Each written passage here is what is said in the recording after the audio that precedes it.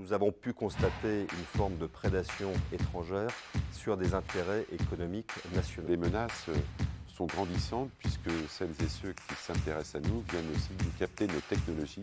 afin de pouvoir soit nous affaiblir à l'intérieur de nos frontières, soit nous affaiblir à l'extérieur de nos frontières.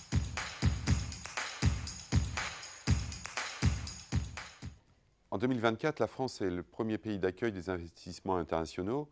mais ces investissements internationaux concernent tous les secteurs de l'économie française, y compris ceux qui sont baptisés comme étant stratégiques. Le contrôle de ces investissements se fait depuis 1966 dans notre pays, mais force est de constater que les menaces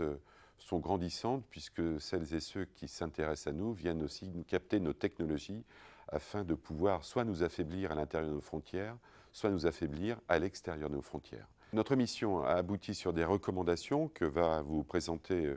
Hervé de Lépinot parce que nous pensons que la doctrine, dans cette manière-là, doit être élaborée à deux mains, avec le Parlement, notamment, et il vous parlera de la nécessité de se doter d'un fonds souverain, ou en tout cas de renforcer les financements pour faire en sorte que les entreprises stratégiques ne quittent pas notre territoire et ne soient pas mis sous pavillon étranger.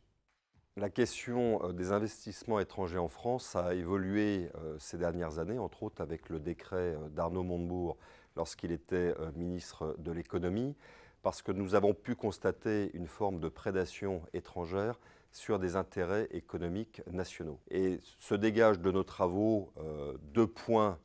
essentiels. Le premier étant la nécessité de créer très certainement une délégation parlementaire à la sécurité économique afin de permettre un meilleur contrôle du Parlement